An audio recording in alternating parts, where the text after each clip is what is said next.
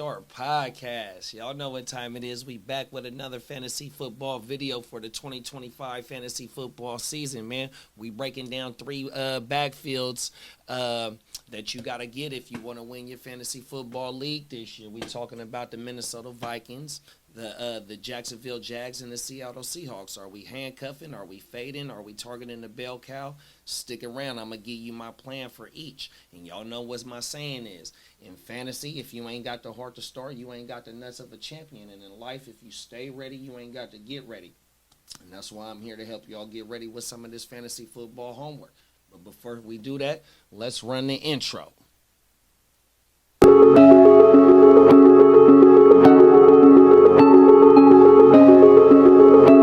You have now access to complicated production.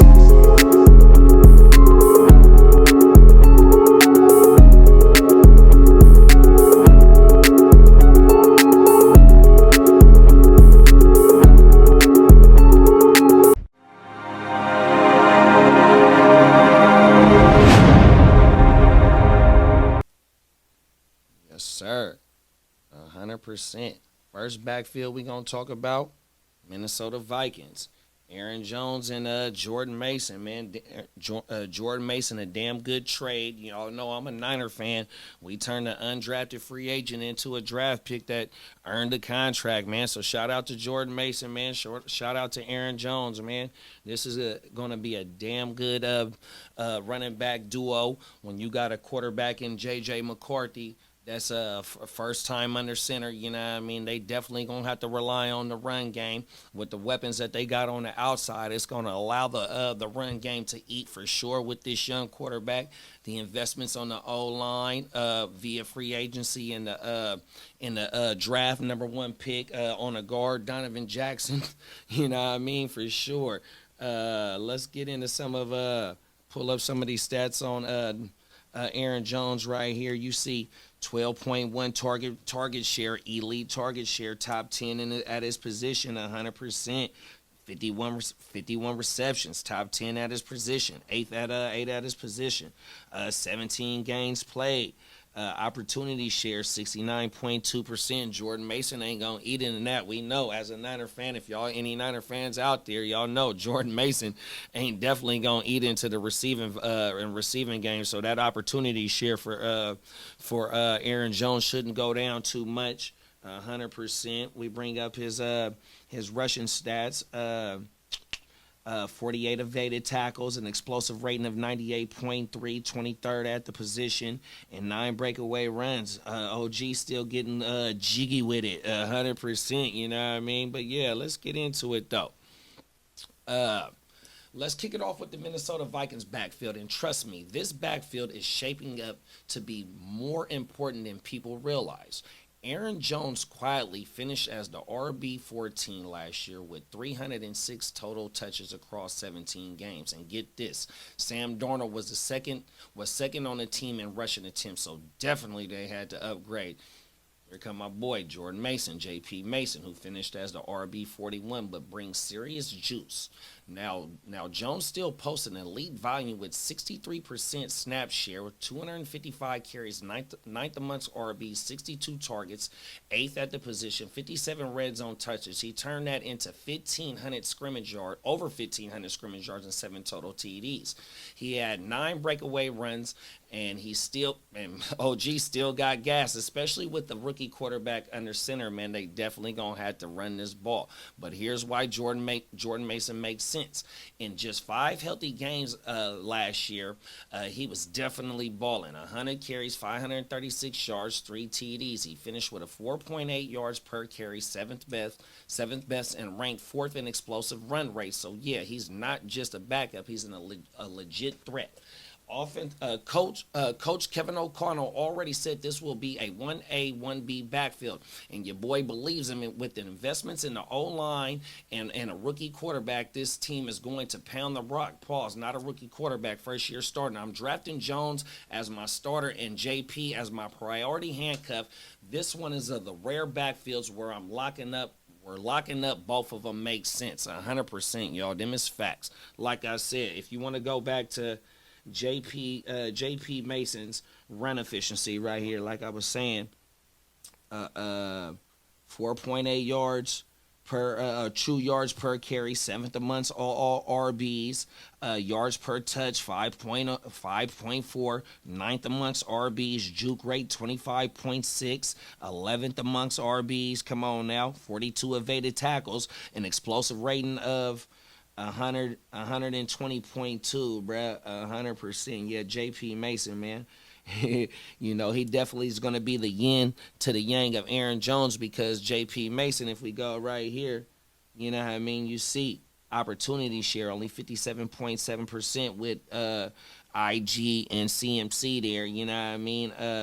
Carries only 153, 14 targets, you know what I mean, and on 11 receptions. Like, bruh, even in 5 games, you average that out. Y'all do the math, bruh. Ain't bringing too much to the table, but what he is in the receiving game, but what he is doing, he is eating as a pure running back. And with the investments of Will Fries, Ryan Kelly, Donovan Jackson, bruh, the young running back that they got, the young quarterback that they got over there, and then with the receivers that they got on the outside, this equals a lot of yardage from this running back backfield. 100%. That was a double. That didn't make sense, but y'all feel me. 100%. Let's get into the next backfield, man. Hard to start podcast. That's why y'all rock with us like that, man. Oh my mama, it's gonna be the Jacksonville Jaguars backfield, man. Travis Etienne and Tank Bigsby, 100%. I love this backfield right here. Oh, my mama. They invested in the offensive line, too. Wyatt Millum, and I think I want to say a couple of players in the free agency as well. And Tank Bigsby had, when he touched the rock, it was an elite running capability, 100%. Same thing over there with the first backfield that we talked about, where one can catch the ball or does or presents damage in the receiving game, and one doesn't. 100%. You see Etienne as a 35th overall, then Tank Bigsby as a 36th overall. This ain't gonna cost you a lot to get both of these running backs on my mama, so you know where I'm at already. I done told y'all what I'm finna do with both of these running backs. I'm finna cuff them, but you see you see Etienne's down season right here in the 2024 season, but he still posted 11% target share, which was top 20 at his position. 39 receptions, 19th at his position. You know what I mean? 254 receiving yards and 558 rushing yards, but only on 150 carries. And bruh, in Etienne's first 2 years, he had over 580 carries, y'all. 300 and something last year in 2023 when he was the RB3, and then his rookie year like 250. No lie, you know what I mean? So Travis Etienne has carried the workload before, you know what I mean, 100%. He is no stranger into toting that rock. Liam Cohen is over there. We've seen what they did with Buck and Rashad White, you know what I mean? But let's look at Tank Bigsby's elite ball carrying capabilities right here.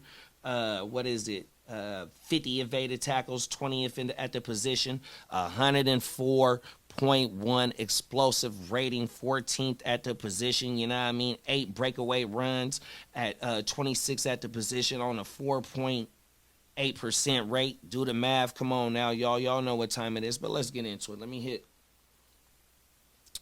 that real fast. Y'all know what time it is. Jacksonville Jaguars backfield. Let's get it, man. Next up, my dogs, man. Shout out to Duval, man. I love Florida. Florida like my second home. And oh boy, this is a tricky one. Travis Etienne had a down year after finishing top 3 in 2023. He fell to RB35 last season. His snaps and opportunities dropped, and only a 55% snap share and 150 carries. The explosive plays dried up to just 3.6 yards per carry, which ranked 52nd. Not ideal. Meanwhile, Tank Bigsby quietly carved out a role. He had 168 carries for 766 yards, 7 TDs. His juke rate was top 6 in the league. His explosive rating 14th. And with new head coach Liam Cohen coming over, expect a more improved, balanced run game with a revamped O-line. Yes, this is a handcuff situation. Etienne ceiling is high, but Bigsby is definitely going to eat in this offense, especially in the red zone. And because both guys come at a discount, like I said earlier, man, it's going to be affordable to grab both of these running backs and lock up this backfield. 35th and 36, I think it was. 35, boom. 36, 100% in it. With the numbers that we both what we just broke down, what Tank did last year, elite level running style, and what Etienne has done in his first 2 years. And remember that he's only going into his fourth year right now. You know what I mean? 100%. You know his track record, what we call on wax out here on the west coast. We what we have done before, we call that putting it on wax. You know what I mean? On everything. This is definitely an elite backfield that can definitely boom for you with low draft capital, 100%. Let's get into the last backfield, y'all. We talking about the Seattle Seahawks, 100%. KW the third and Zach Charbonnet. KW third was going crazy last year in 11 games played, eating like a mug. Elite target share with 13.8, fourth at the position, 46 receptions, 12th at the position, 573 yards, only on 11 games played, 53 targets, 13th, I'm telling you, bro, KW3 was eating, and then we talking about Zach Charbonnet coming in as the RB25, and KW3 coming in as the RB27. Highly expensive backfield. Boom. That's KW third's running efficiency right there. 3.6 on true yards per carry. Juke rate 28.6. Fifth at the position. 57 evaded tackles. 13th at the position. Explosive rating 84.6. 39th at the position. Only 6 breakaway runs. You know what I mean? But yeah, he was definitely eating though, man. 100%. Then we got the boy Zach Charbonnet. Coming in as the RB25, and to me, in my opinion, he benefited from when Charbonnet was gone, and we gonna drop a stat once we get to reading off what we gonna talk about, and y'all gonna see why. I'm only targeting KW 3 in this backfield 100%. You see Zach Charbonnet's opportunity in receiving joints right here. You know what I mean? A 51% snap share, but on the other hand, only a 43.3% opportunity share. That's rushing attempts and targets combined. You know what I mean? And that's only when he's only gonna eat when KW3's off the field. Them is facts. 135 carries, 35th in the league. You know what I mean? 33rd at the position with 569 yards. KW3 missed a few games, 5 games. You know what I mean? Bro really wasn't eating. Let me stop running my mouth and let's get into it. 100%, y'all. All right, now let's talk about the Seattle Seahawks. Seahawks backfield. Kenneth Walker started off hot last season, averaging 16.5 fantasy points per game, 8 TDs, and 6 games with 5 or more targets. And his snap share was 64%. When healthy, he was locked in as an RB1, but injuries held him back from a top 12 finish last year.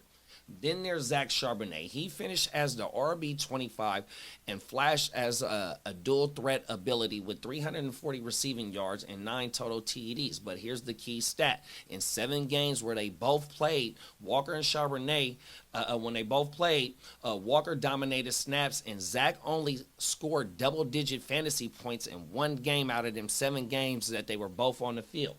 Seattle brought in Clint Kubiak as the OC, upgraded the O-line, but unless Walker misses time, Charbonnet is just too expensive for a handcuff. I'm targeting Kenneth Walker only. Come on now, them is facts. I'm not paying up for the hype of Charbonnet. I want the lead back period in this backfield.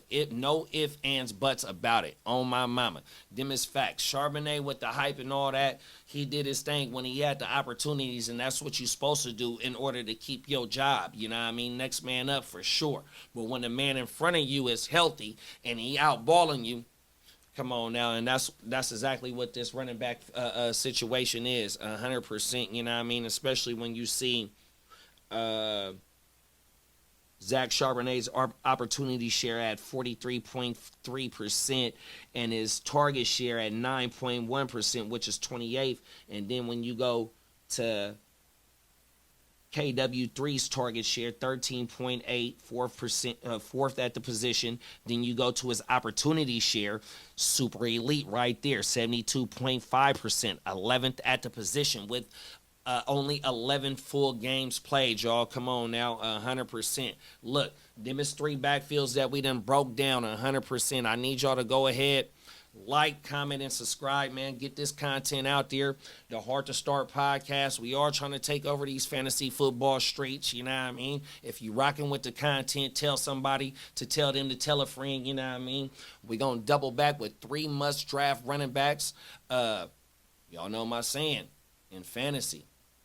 If you ain't got the heart to start, you ain't got the nuts of a champion. In life, if you stay ready, you ain't got to get ready. And that's why I'm here to help y'all get ready with this fantasy football homework, man. Until next one.